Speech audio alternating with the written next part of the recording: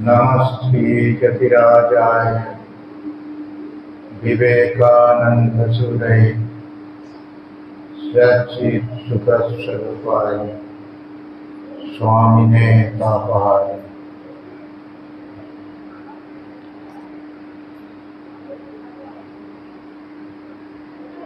আমরা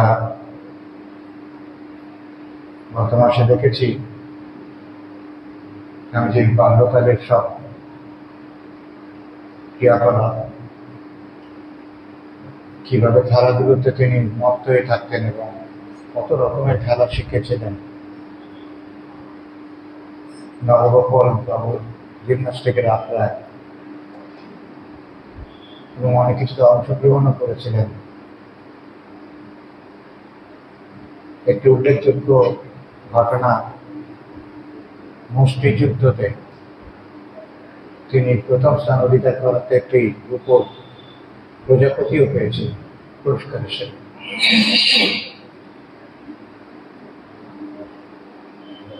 তার একটা বিশেষ প্রকৃতিগত স্বভাব ছিল যে মানুষের সাথে মেলামেশা করা প্রাণ করে। তাই পাড়া প্রতিবেশীর বাড়িতে তার অবাধ যাতায়াত এবং তারাও তার সঙ্গে খুব আন্তরিকভাবে মেলামেশা করতেন।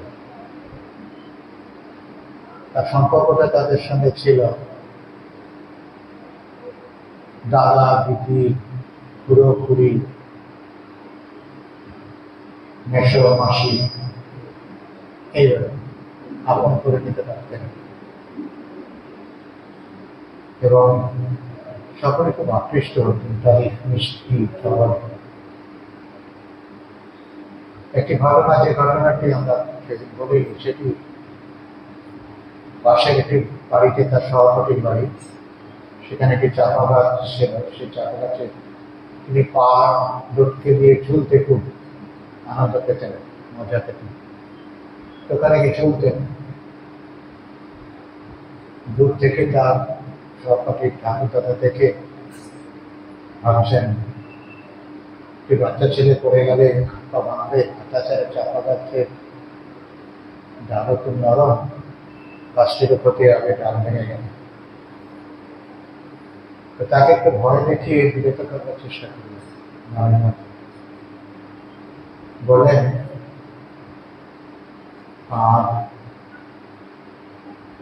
এই গাছে একটি ব্রহ্মদত্তী থাকে, সে ঘাড় মটকে দেবে কিন্তু নারায়ণনাথের কোনো ভয়ের কোনো ব্যাপার তো ছিল না। ছোট ছেলে হলেও সাধারণত এসব ভয় দেখালে কমে যায়, তিনি কমতেন না। কেমন করছিলেন সেরকমই করে যাচ্ছেন, চলে যাচ্ছেন। তো সভাপতি এসব লক্ষ্য করে পরে এসে বলল যে, উনি মনে মনে ভেবেছিলেন যে বন্ধুরা তো থাকুক না, এলে গায়ে থুতু ছিটিয়ে দিলেই পালিয়ে যাবে। কিন্তু সহপাঠী এসে লক্ষ্য করে তাকে এসে সাবধান করে দিলেন, কেন তার পিতানো তাকে বলেছে এরকম করে, তার মধ্যে নিশ্চয় কিছু সত্য আছে তার ধারণা। তাই বন্ধুকে সে বোঝাবার চেষ্টা করবে। বন্ধুকে আর বোঝে? রামনাথ বললেন, একটা কথা বললো তুই সঙ্গে সঙ্গে বিশ্বাস করবি নাকি, বিচার না করে?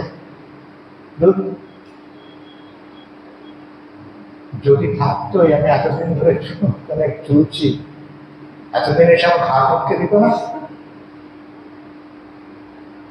এই হচ্ছে বুদ্ধিমত্তা, নির্ভীকতা।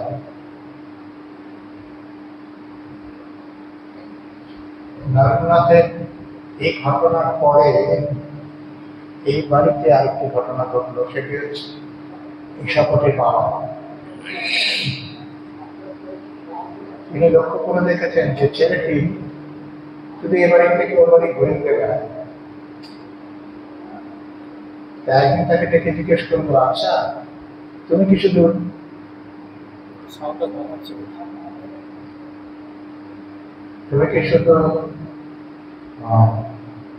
ঘুরে ঘুরেই বেড়াও, পড়াশোনা কর কি? তো উত্তর দিচ্ছেন, হ্যাঁ আমি করি, পড়াশোনা করি এবং খেলাও করি, দুটোই করি। তো সঙ্গে সঙ্গে পরীক্ষা শুরু হয়ে গেল। তাকে বিভিন্ন রকম প্রশ্ন করতে শুরু, ভূগোল থেকে, তারপরে সাহিত্য থেকে, কবিতা পাঠ, অঙ্ক, এইসবে তারপর সব উত্তর দিয়ে দিলেন। ভদ্রলোক খুশি হলেন, নিশ্চয় মনে মনে ভেবেছিলেন যে ভবিষ্যতে সে একটি ভালো ছেলে, বংশধর ভালো ছেলে হবে। এবং তারপরে ভদ্রলোক জিজ্ঞেস করতেন, তোমার বাবা তো লাহোরে থাকেন, আমরা জানি বিশ্বনাথ দত্ত বিভিন্ন জায়গায় ছিলেন, নিজের কাজের জন্য ছিলেন বলে ওষুধ জায়গায় তিনি প্র্যাকটিস করতেন। তো সেই সময়টা লাহোরে ছিলেন, সে বছর জানতেন, এবং তোমার বাবা তো লাহোরে থাকেন, কে তোমাকে দেখে? সঙ্গে সঙ্গে বলে, কেন আমার মা তো আছেন। এই যে বাবার মায়ের সঙ্গে এই সুসম্পর্ক, অদ্ভুত ভাব এই শিশুর মনে বাবা মা সম্পর্কে শ্রদ্ধা, ভালোবাসা, নির্ভরতা। উনি আমাকে যা দরকার সব বলে দেন, আর আমি তো নিজেই করছিলাম, এরকম তার উত্তর ছিল। এরপরে আরেকটা মজার ব্যাপার হচ্ছে, স্কুলে যদি কোনো নতুন ছেলে ভর্তি হতো, প্রশ্ন করতেন যে বা কোনো নিকট আত্মীয়, আর বিশেষ করে ঠাকুরদা, পিতামহ, তার পিতামহ দুর্গাদাস সন্ন্যাসী হয়ে বেরিয়ে গিয়েছিলেন, সেসব সব জানতেন। আর এইসব জিজ্ঞেস করবার পরে কেন তার ছোটবেলা থেকে মনের মধ্যে একটা সন্ন্যাসী রূপ আমার ইচ্ছে জাগ্রত ছিল। তাই বলতেন আমি সাধু হব বলেই আরম্ভ করতেন। সন্ন্যাসীরা কি করে, এই যে গুহা গিয়ে অন্তরে থাকে, কি খায়, কিভাবে ধ্যান করে, যথাযথ মন্দির, তাদের চেহারা, এসব অদ্ভুত। আর ও যেটা করতেন যে আমি সাধু হবই, ক্ষান্ত থাকতেন না, হাত দেখাতেন, হাত দেখিয়ে কয়েকটা দাগ দেখিয়ে বলে এইগুলো সেই দাগ, এখানে আমার হাতে আছে। আর তাকে নাকি হাত দেখে কে বলেছে এরকম, সেটা। তো এইসব ছোটবেলা থেকে একটা বিধি নির্দিষ্ট পথে যেটা জীবন এগিয়ে চলছে, সেটা বুঝতে অসুবিধা হয় না। মাঝে মধ্যে এদিক ওদিক গেলেও ঠিক সেই পথে আবার কার্যকর লক্ষ্যে এসে পড়তেন এবং এগিয়ে যেতেন। সমস্ত জীবনটাই সেরকম ভাবে এবং সুপরিকল্পিত বলেই বোধ হয় আমার। তারপরে আস্তে আস্তে বড় হচ্ছেন। আর আগে তো বলেছি, তখন তার মধ্যে অনেক গাম্ভীর্য এসে উপস্থিত হয়েছে। আগের মতো যে চঞ্চল মতি, সেটা কিছুটা কমেছে। সে এখন বই পড়তে ভালোবাসে, পত্রপত্রিকা পড়তে ভালোবাসে, সভা সমিতি যেতে ভালোবাসে, সেগুলো নিয়ে আলোচনা করতে ভালোবাসে, সমালোচনা করতে ভালোবাসে। এই পরিবর্তন লক্ষ্য করা যাচ্ছে। আরেকটি ঘটনা যেটা এই সময়ে তিনি নিজেকেই বলেছেন, যে একটি ইন্দ্রিয়াতীত অনুভূতি তার হতো। সেটা কি? কিছু বা কোনো কোনো সময় ওনার মনে হতো যে স্থানে আছেন সেই স্থানটা পরিচিত, বস্তুগুলো পরিচিত, ব্যক্তিরাও পরিচিত। তাদের আগে কোথায় দেখতেছেন, স্মৃতিতে ভেসে উঠত, ওকে মাত্র। শুধু তাই না, হয়তো কোনো আলোচনা চলছে, যে ব্যক্তিটি বলছে সেও যেন তার বিশেষ পরিচিত, এবং যা বলছে তাও উনি আগে শুনেছেন। তারপরে তিনি যখন জন্মান্তরবাদ সম্বন্ধে তার জানা হলো, তখন তিনি মনে করলেন এটা মনে হয় আমার আগের জন্মের কিছু ঘটনা ঘটেছে, সেগুলো সে হচ্ছে না। কিন্তু পরে যুক্তি পেয়ে নিলে যে না, তা তো হতে পারে না, এরা তো এই জন্মেই। আপনি বুঝতে পারলেন একটা, সেটাই হচ্ছে ইন্দ্রিয়াতীত, যে এই জীবনে যা যা ঘটবে তার মধ্যে আগের থেকে চিত্র পরম্পরা এসব ভেসে উঠেছিল, তারই স্মৃতির রেশটুকু রয়েছে। তাই যা যা ঘটছে তার কাছে ওই স্মৃতি থেকে মাঝে মাঝে উঁকি দিয়ে পরিচিত মনে হচ্ছে।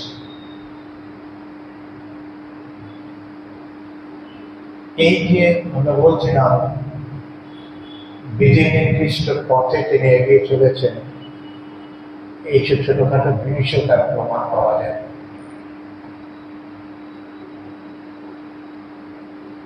এরপরে বড় ঘটনা হচ্ছে 1877 খ্রিস্টাব্দে আধ্যাত্মিক অনুভূতি। তখন বিশ্বনাথ দত্ত রায়পুরে আছেন মধ্যভারতে। তিনি মনস্থির করবেন যে পরিবারকে নিয়ে এসে নিজের কাছে রাখবেন। কিছুদিন বাদে সেই মতো তাদেরকে নিয়ে গেলেন, এবং যাওয়ার সময় তখনকার দিনে এই এলাহাবাদ হয়ে, কলকাতা থেকে এলাহাবাদ হয়ে, জবলপুর হয়ে নাগপুর পর্যন্ত ট্রেন যেত, তারপরে যেত। নাগপুর থেকে রায়পুরে যেতে হলে একমাত্র উপায় হচ্ছে গরুর গাড়ি। গরুর গাড়িতে যেতে হবে। কয়েকখানি গরুর গাড়িতে করে তারা যাত্রা শুরু করলেন। পথটি অতি মনোরম, পাহাড় পর্বত, জঙ্গল, নদী তার মাছ দিয়ে যাওয়া,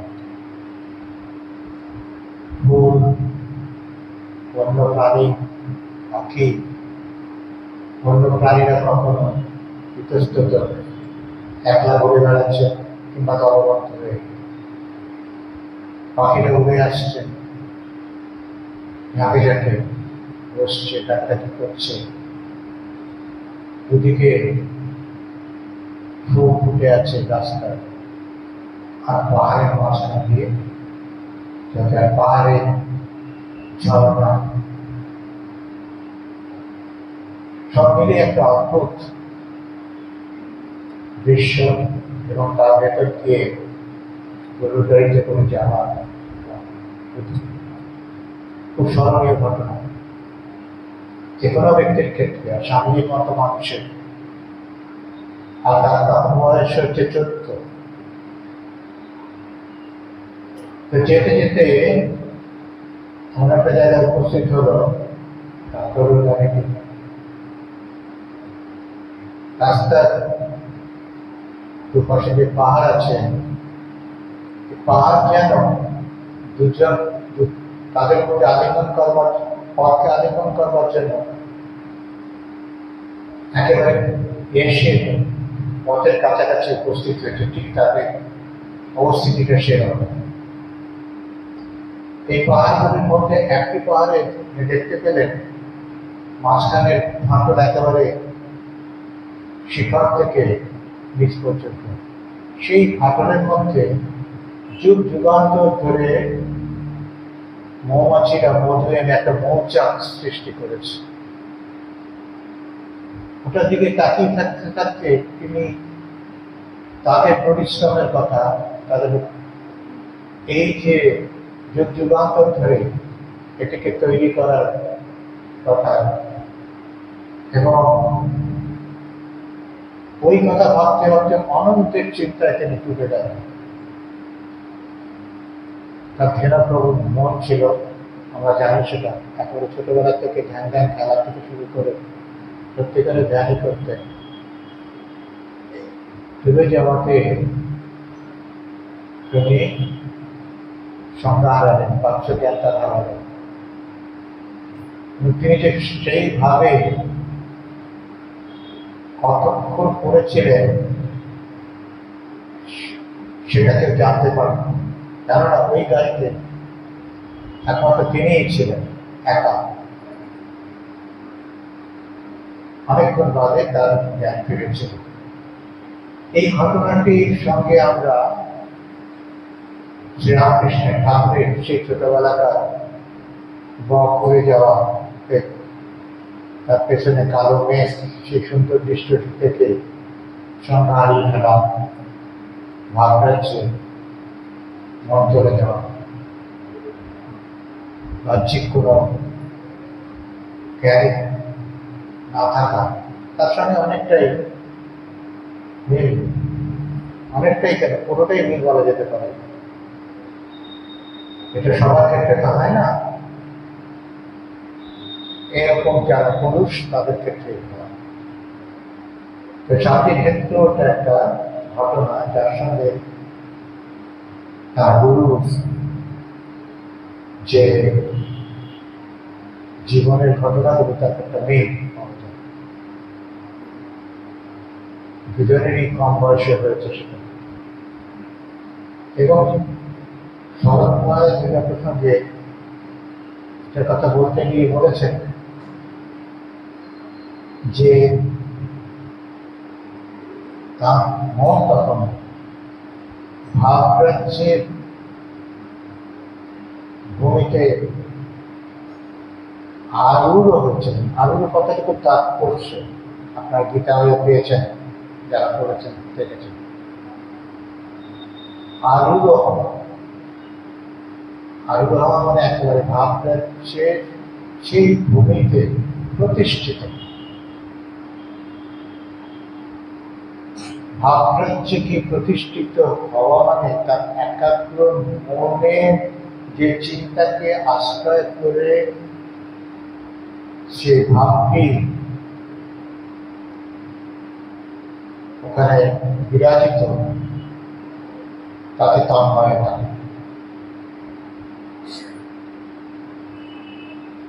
ঠাকুর স্বামীজি এটি একটু অদ্ভুত ব্যাপার। সামান্যতম প্রেরণায়, যে কোনো দৃশ্যই হোক বা কোনো কথাতেই হোক, যা কিছুই প্রেরণাদায়, আধ্যাত্মিক প্রেরণাদায় ভাবের জীবনটা চলবে। এইটি এমন একটি বৈশিষ্ট্য সবার কাছে থেকে দেখতে পাওয়া যায় না। স্বামীর ছোটবেলা থেকে দেখা যাচ্ছে সেই। এবারে তিনি রায়পুরে যখন পৌঁছলেন, স্কুলের সাথে তো কোনো সম্পর্ক নেই, রায়পুরে কোনো ভালো বিদ্যালয়ও নেই যেখানে গিয়ে পড়াশোনা আবার শুরু করতে পারবে। তাই পড়াশোনা স্কুলে গিয়ে করার হলো না। তখন বাবাই তাকে পড়াতে শুরু করেন, শিক্ষা দিতে শুরু করলেন। এরকম বাবা মা অদ্ভুত তাদের অবদান সন্তানের জীবনে তাকে গড়ে তোলা। এত প্রতিবন্ধকতার মধ্যেও তাদের ভেতরে যে ইচ্ছেটুকু ছেলেকে মানুষ করা, যথাসাধ্য চেষ্টা করা, সেটা করে যাচ্ছে। তাই স্বামীজি এত তাদের প্রতি শ্রদ্ধাশীল ছিলেন। তার কৃতজ্ঞতার অর্থ ছিল না। তো বাবা পড়াচ্ছেন এবং বাবা খেয়াল রাখছেন যাতে করে তার জ্ঞানের পরিধিটা বিস্তৃত হয়। অনেক বিষয়, নানা বিষয় তাকে জ্ঞান দিচ্ছেন, পড়াচ্ছেন এবং অনেক সময় তর্কও করছেন। তর্কতে পরাজিত হতেও পিছপা হচ্ছেন, যেহেতু কখনো ছোট। তা এর থেকে আমরা বুঝতে পারি তিনি যে পদ্ধতিকে ছেলেকে গড়ে তুলছেন, সে পদ্ধতিটি অনেক চিন্তা ভাবনা করে যাতে করে ছেলে ভবিষ্যতে নিজের পায়ে দাঁড়াতে পারে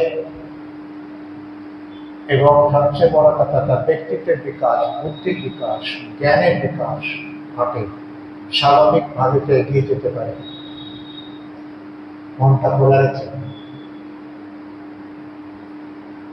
এই রায়পুরে অনেক ঘটনা আছে, তার মধ্যে উল্লেখযোগ্য কয়েকটি ঘটনা হচ্ছে তার বাড়িতে, বিশ্বনাথ দত্তের বাড়িতে অনেক বিদ্যান পণ্ডিত ব্যক্তি আসতেন। তার বন্ধু নারায়ণনাথ তাদের সঙ্গে খুব মেলামেশা করতেন। তারা এলে যা আলোচনা করতেন, সাংস্কৃতিক যে আলোচনা, তারপরে অন্যান্য বিষয়ে, সাংস্কৃতিক বিষয় ছাড়া এইসব খুব মন দিয়ে শুনতেন এবং তাদের মধ্যে অনেকে লক্ষ্যও সেটা করেছেন। আর লক্ষ্য করার আরেকটা কারণ, অনেক সময় কম বয়স হলেও তিনি যে মন্তব্য করতেন, সেই মন্তব্যের মধ্যে হালকা কিছু ছিল না, গভীরতা ছিল, বুদ্ধিমত্তার পরিচয় ছিল। এমন এক ভদ্রলোক, খুব সুপণ্ডিত, তার সঙ্গে একদিন তিনি আলোচনা শুরু করলেন সাহিত্য নিয়ে। বাংলার প্রথিত যশা গদ্যকার, কবি, তাদেরকে নিয়ে। এবং শুধু আলোচনা শুরু করলেন না, বিশেষ বিশেষ জায়গা থেকে উদ্ধৃতি দিলেন। তাতে ভদ্রলোক খুব চমৎকৃত হলেন এবং অবাক হয়ে গেলেন যে এই বয়সে তার জ্ঞান এত। তখন তিনি খুব প্রসন্ন হয়ে তার প্রশংসা করে বললেন, আমরা তোমার নাম একদিন ভবিষ্যতে দেখতে পাবো, মানে নাম করা কবি হিসেবে, লেখক হিসেবে তোমাকে আমরা দেখতে পাবো। এটা তো সত্যি হয়েছিলই, আমরা সকলেই জানি। এবং স্বয়ং রবীন্দ্রনাথ পর্যন্ত প্রশংসা করেছেন তার লেখা। আমরা জানি পরিপ্রাজকে একটা নতুন শৈলী, এবং সেটাকে তিনি খুব মানে চিত্তাকর্ষক বলে করেছেন এবং একটা নতুন ভাবে সাহিত্য রচনা করার যে পথ সেটা স্বামীজির লেখাতে পাওয়া যায়, উন্মোচিত হয়। এটা এইসব ভাবকে অভিনয় করেছেন। এইবারে আমরা দেখছি যে স্বামীজির আরেকটা ঘটনা, ওই বাড়িতে এক ভদ্রলোক আসতেন, সবাই তো একই রকম ছিল না, সে একটু তুচ্ছতাচ্ছিল্য করত, কম বয়সী কোনো ছেলে যদি কিছু বলতে চাইতো এইসব বিষয়ে অবহেলা করা তার প্রবণতা। স্বামী সেটা লক্ষ্য করেছেন। একদিন ওর সাথে কথা বলতে গিয়ে তিনি সেই ভাবটা দেখে আর চুপ থাকতে পারলেন, বললেন যে আপনার মতো অনেকেই আছে যাদের স্বভাব হচ্ছে কম বয়সের ছেলেদের দেখলে তাদের তুচ্ছ করা, অবহেলা করা, এবং তারপর থেকে ভদ্রলোকের সাথে কথা বলা বন্ধ করবে। ভদ্রলোক সেটা বুঝতে পেরেছেন, পরে তার দোষটা স্বীকার করলেন। স্বামীজির ভাবটা হচ্ছে নচিকেতার মতো, অহংকার প্রসূত নয় এসব কথা, আত্মশ্রদ্ধা প্রসূত। আমরা যাকে বলি সাধারণ ভাষায় সেলফ রেসপেক্ট, তার সেলফ রেসপেক্টে ঘা দিয়ে কে কিছু বললে করলে কে মেনে নিতেন না। এটাও একটা লক্ষণ অসাধারণত্বের, ওই কম বয়সের তার মধ্যে বিকশিত হচ্ছে। নচিকেতা বলছেন, মনে মনে ভেবেছিলেন বাবা তাকে জমের কাছে পাঠাচ্ছেন, জম আমাকে কিভাবে ব্যবহার করবেন, কাজে লাগাবেন। আমি তো অনেকের মধ্যে হয়তো প্রথম, আবার অন্য অনেকের মধ্যে মধ্যম, কিন্তু আমি তো অধম নই। তো স্বামীজির মধ্যে ঠিক সেরকম একটা আত্মশ্রদ্ধার ভাব ছিল যে তাকে তাচ্ছিল্য করা তিনি মেনে নিতেন। এইটি রায়পুরের একটি ঘটনা থেকে আমরা জানতে পারি। এরপর 1.5 বছর তার উপর ভাবে একটু কাটিয়ে রায়পুর থেকে বিশ্বনাথ দত্ত কলকাতায় ফিরে এলেন। কলকাতায় ফিরে আসবার পরে একটা সমস্যার সৃষ্টি হল। প্রায় 2 বছরের কাছাকাছি তো কোনো স্কুলে গিয়ে পড়াশোনা করেননি। উনি যখন গিয়েছিলেন তখন মেট্রোপলিটন ইনস্টিটিউট থার্ড ক্লাস বলতে আমার যেটা মনে হয় যে ক্লাস 8 তখনকার দিনে এটাকে থার্ড ক্লাস বলতে, ক্লাস 5 পর্যন্ত বোধ হয় প্রাথমিক অবস্থাটা, তারপর থেকে যেটা সেটা থেকে ওরা গুণত কাউন্ট করত সকলে। তো ফলে থার্ড ক্লাস বলতে আমরা বুঝতে পারি আমাদের এখনকার 8ম শ্রেণী। ততখানি পড়ে তিনি চলে গেছেন, কেন ফিরে এসে প্রবেশিকা পরীক্ষা দেবেন, এন্ট্রান্স ক্লাস 10। প্রায় 2 বছর কোন স্কুল উনি অ্যাটেন্ড করেন, কোন বিদ্যালয়ে যাননি, প্রথাগত শিক্ষা সেটা তো নেয়নি। সমস্যা হল ভর্তি নিয়ে। ভর্তি মানে পরীক্ষা দেবেন ওই প্রবেশিকা, কিন্তু ক্লাস অ্যাটেন্ড না করে বিদ্যালয়ে না গিয়ে সেটা কি করে সম্ভব। যাই হোক, শেষ পর্যন্ত সে বাধাটাও কেটে গেল। অনুরোধ উপরোধ করে রাজি হলেন বিদ্যালয় কর্তৃপক্ষ। এইবারে তার জন্য প্রস্তুতি, এত মেধা, তার যে প্রিয় বিষয়গুলো খুব তাড়াতাড়ি সেগুলোকে আয়ত্ত করে নেয়, যা যা করবার। কিন্তু ঠিক পরীক্ষার 1-2 দিন আগে দেখলেন যে জ্যামিতি কিছু করা হয়, অঙ্কের জ্যামিতি দেখাই হয়নি। আর যেহেতু তার গণিতের প্রতি অত আকর্ষণ ছিল না, সেটা কিছুটা অবহেলা করেছে। আর এই সময় আরেকটি ঘটনা ঘটেছিল, এটা খুব তাৎপর্যপূর্ণ। কারণ তাদের পরিবারে যে দ্বন্দ্ব, পারিবারিক দ্বন্দ্ব, ঝগড়াঝাটি, সেগুলোকে কেন্দ্র করে। এবং স্বামীজির জ্ঞান হওয়া থেকে এগুলোকে তিনি দেখে আসছেন যে কিভাবে তার বাবাকে, তাদের পরিবারকে বঞ্চিত করার চেষ্টা করা হচ্ছে।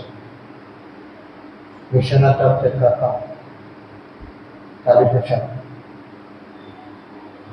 তার উৎপীড়নে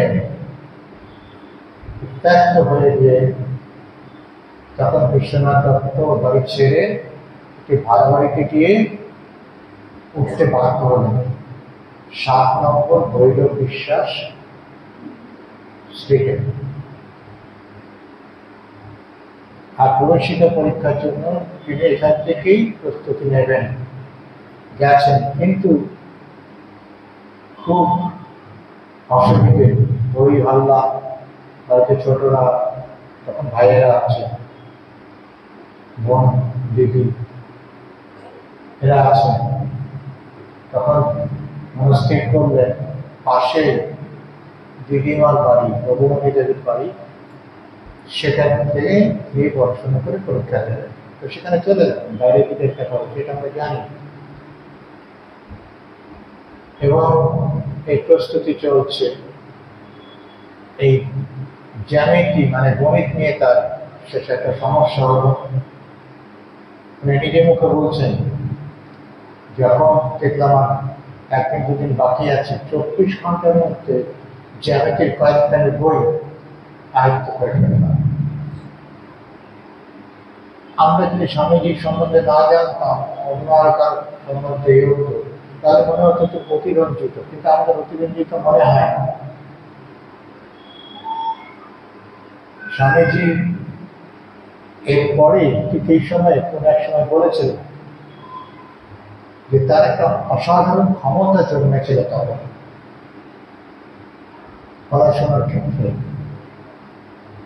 খুব তাড়াতাড়ি করতে পারতেন এবং যা কিছু আছে সহজে বুঝে নিতে পারতেন, হৃদয় হয়ে যেত। বলছেন যে প্রথমে আমার যে ক্ষমতাটা এলো সেটা হচ্ছে প্যারাগ্রাফের প্রথম লাইনটি, পংক্তিটি আর শেষ পংক্তিটি পড়ে প্যারাগ্রাফের ভেতরে কি আছে সব আমি ধারণা করে নিতে পারতাম সঠিক। তারপরে আরো ঘন্টা যখন বাড়ল, তখন প্যারাগ্রাফ ছাড়িয়ে একটা পৃষ্ঠার প্রথম লাইনটি আর শেষ লাইনটি পড়ে পৃষ্ঠার মধ্যে কি আছে সব আমরা জানতে পারতাম। আর যদি লেখক একটা কোনো বিষয় নিয়ে বিবেচনা করা বা আলোচনা করা, সেখানে বিস্তৃতভাবে বলার চেষ্টা করেন, পাতা ধরে, সেটাও আমাকে পড়তে হতো না পুরোটা। প্রথম কয়েকটা লাইন পড়েই আমি ধরে নিতাম যে বুঝে যেতাম কি বলতে চাইছেন, আমার হৃদয়ে বসে যেত, মনে বসে যেত। তাই কিছু ঘটনাগুলো, আর আমরা তো জানি পরে পরে অনেক ঘটনা ঘটেছে যে তিনি শ্রুতিধর ছিলেন, ঠাকুর তো ছিলেন, একবার সঙ্গে কিছু বলতেন। তিনি ঠাকুর তো পড়তেন না, শুনতেন, সঙ্গীত ভীষণ পড়তেন। ইংরেজি তাকে বলে ভোরেশ্বর স্পিডার, গোগ্রাসে গিলতেন। আর ওই কম বয়সে এত পড়াশোনা করলেন কি করে, সেটা আমার মনে প্রশ্ন যায়। কিন্তু প্রশ্নের উত্তর আমরা এইসব কথাগুলোর থেকে পেয়েছেন, তার স্বামীজির মুখনিসৃত কথা, তার অভিজ্ঞতার কথা, তার জীবনটা কিভাবে চলছিল, তৈরি হচ্ছিল এবং একটা বিধি নির্দিষ্ট সুপরিকল্পিত পথে এগিয়ে যাচ্ছিল। তাকে অনেক কিছু করতে হবে। তাই আমাদের মতো ধীরে তেতলা ভাব নিয়ে করলে হবে না। স্বল্প জীবনে কি না করে গেছে, দেখলে অবাক হতে হয়। আমরা অনেক সময় উপরে উপরে দেখি, ভেতরে গিয়ে ঘেঁটে দেখলে সত্যি বিস্মিত হতে হবে। কি করে পারবেন, কি পড়েন, কি জানেন না। সাহিত্য, সংস্কৃতি, ইতিহাস, দর্শন, তর্কশাস্ত্র সব একেবারে পড়া এক। তাকে একটা কিছু খেটে বলতে হতো না, তৎক্ষণাৎ। ইংরেজিতে একেবারে রিপার্টি। সে তার উত্তর দিতেন। কেউ যদি তাকে কিছু জিজ্ঞাসা করতেন বা তাকে খণ্ডন করতে আসতেন, তার কথা উদ্ধৃতি দিয়ে দিতেন। এটা আমাদের কাছে অবাক। আর এই যে পরীক্ষার সময়ে উনি তৈরি হতে গিয়ে কাণ্ডটি করেছেন, এটা সম্বন্ধে আর আমাদের সন্দেহ থাকে না। এসব জানবার পরে ওনার পক্ষে এটা সম্ভব, সকলের পক্ষে না। পরীক্ষা দিলেন, পরীক্ষা দেওয়ার পরে সবাইকে অবাক করে বিদ্যালয়ে উনি একমাত্র ছাত্র যে প্রথম বিভাগে এই প্রবেশিকা পরীক্ষায়, এন্ট্রান্স পরীক্ষায় পাশ করেছিলেন। এর জন্য বাবা খুশি হয়ে একটি রূপোর ঘড়ি দিয়ে তাকে পুরস্কৃত করেছে। এই সময়ে আরো কিছু ঘটনা। এটা হচ্ছে 16 বছর বয়স। এই 16 বছর বয়সটা তার যখন ছিল, তখন অনেক ঘটনা ঘটে এবং সেই সময় থেকে যেন তার জীবনে একটা মোড় নির্দিষ্ট দিকে নিয়ে এগিয়ে যাচ্ছে। এই সময়ে তার নির্ভীকতা, তার আরো অনেক যৌবনের যে প্রারম্ভের যেসব জিনিসগুলো অনেকের মধ্যে আসে, সেগুলো তো ছিলই। গাম্ভীর্য, ব্যক্তিত্ব, তার সঙ্গে সঙ্গে এই নির্ভীকতা, মর্মিতা এইসব আসে। নির্ভীকতা কিরকম? তখন কলকাতায় থিয়েটার শুরু হয়েছে নতুন হিসাবে। তো উনি সবকিছুতে তার উৎসাহ ছিল। অভিনয় করতে গেছেন একটা এরকম থিয়েটারে গিয়ে, যখন অভিনয়ের মাস করত, তখন একটা পেয়াদা কোর্টের থেকে এসে গ্রেপ্তারি পরোয়ানা দেখিয়ে একজন অভিনেতাকে গ্রেপ্তার করতে যাচ্ছেন একেবারে স্টেজে। এইটা দেখে স্বামী চুপ থাকতে পারলেন না। কেউ সাহস পাচ্ছিল না কিছু বলার। স্বামী চেঁচিয়ে উঠলেন যে তুমি ওখান থেকে বেরিয়ে যাও, এখন না, যখন নাটক শেষ হবে তারপরে তোমার যা করার করবে, এখন বেরো বেরো। চিৎকার করে একেবারে অডিয়েন্স থেকে বলতে শুরু করবে। পেয়াদাটা তো কোর্টের পেয়াদা, তার একটা প্রচন্ড আছে, কিন্তু এখন তো কখনো শোনেনি, তিনি হতমত খেয়ে গেলেন। আর স্বামীজির কথা শুনে তখন অন্যরা আশেপাশে উচ্চস্বরে বলতেছিল, বেরিয়ে যাও, বেরিয়ে যাও। বাধ্য উঠে বেরোতে হলো এবং নাটক শেষ হলো নির্বিঘ্নতা। এই নির্বিঘ্নতা কেউ সাহায্য করবে না। তারপরে যারা ছিলেন দর্শক কুল, তারা এসে আমাদেরকে খুব প্রশংসা করলেন। তাতে অন্যরা বুঝতে পারলেন স্বামী জি বা নরেন্দ্রনাথ অনেক পরিচিত লোক ছিল, তো যে তোমরা থাকতে পারো, ভয় ভয় মতো নয়। তার স্কুলে পড়াকালীন তিনি যে ভবিষ্যতে বাগ্মী হয়ে উঠবেন তারও পরিচয় তিনি দিয়েছিলেন। এবং ঘটনাটি হলো এই যে স্কুল থেকে একজন শিক্ষক অন্য একটি স্কুলে ভর্তি হয়ে যাচ্ছে। তার বিদায় সম্ভাষণ সেটা করতে হবে তাকে, সহপাঠীরা বন্ধু বান্ধবেরা ধরুন কয়েকটা কথা বলতে হবে এবং সেটা ইংরেজিতে বলতে হবে। আর সেই অনুষ্ঠানে সভাপতিরা আসন অলঙ্কৃত করছিলেন সুরেন্দ্রনাথ বন্দ্যোপাধ্যায়, তখন থেকে বিখ্যাত ব্যক্তি,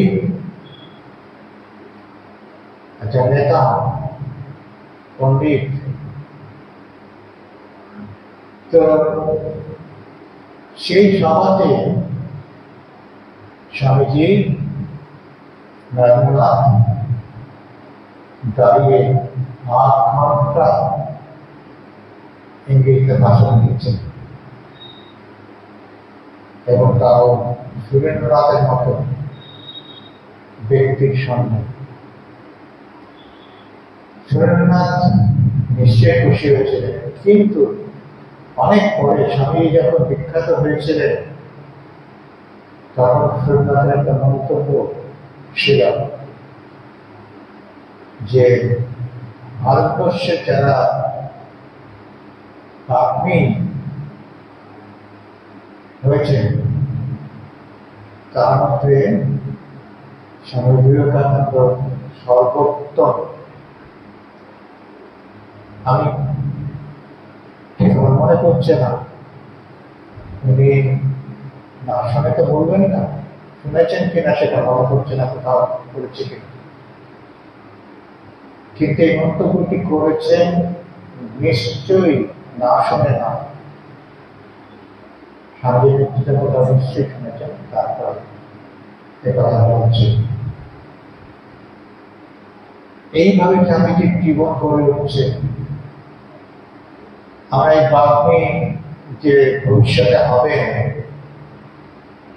তার পরিচয় ছোটবেলা থেকেই পাচ্ছি, দেখতে পাচ্ছি তার জীবনে সেটা প্রকটিত হচ্ছে। তিনি আরেকটি বিষয় যে তার বাবার কাছ থেকে একেবারে ছোটবেলা থেকে পেয়েছিলেন সেটা হচ্ছে সঙ্গীত। কিরকম? তিনি বাবার কাছ থেকে হাতে খড়ি, কেন বিশ্বনাথ দত্ত সে সঙ্গীত প্রেমী ছিলেন, ওস্তাদের কাছে গান শিখেছিলেন এবং সঙ্গীত তার একটা প্রাণের বস্তু ছিল। সেটি তার ছেলের মধ্যেও ঢুকিয়ে দিয়েছিলেন আবার কাঁচা অবস্থা থেকে। আমি ভারতবর্ষের বিভিন্ন জায়গায় ঘুরে এই ঠুমরি, টপ্পা, গজল অনেক শিখেছিলেন। সেগুলো রানীবাবুকে শিখিয়েছিলেন। বিশেষ করে ওই যে রায়পুরের সঙ্গে ছিলেন, সেই সময় সেই সুযোগে তাকে সম্পৃক্ত করেছিলেন। স্বামীজি অবশ্য পরে ওস্তাদের কাছে শিখেছিলেন। সেখানকার পিতা ব্যবস্থাপনায় নিশ্চয়ই আমাদের বেনি ওস্তাদ, আর বাংলা ওস্তাদরা শিখেছিলেন কাশীনাথ ঘোষাল, ব্রাহ্ম সমাজের যে ব্রাহ্ম পণ্ডিত হতো তাকে সম্বোধ করতেন ওস্তাদ মানুষ। সে বিষয়ে পরে আমরা দেখব কিভাবে সামাজিক সঙ্গীত নিয়ে এগিয়ে যাচ্ছে। আজকে আমরা এখানেই থামবো। আগামী দিন এখান থেকে দেখার চেষ্টা করবো পরে পরে কি ঘটনা ঘটবে। ওম শান্তি শান্তি শান্তি।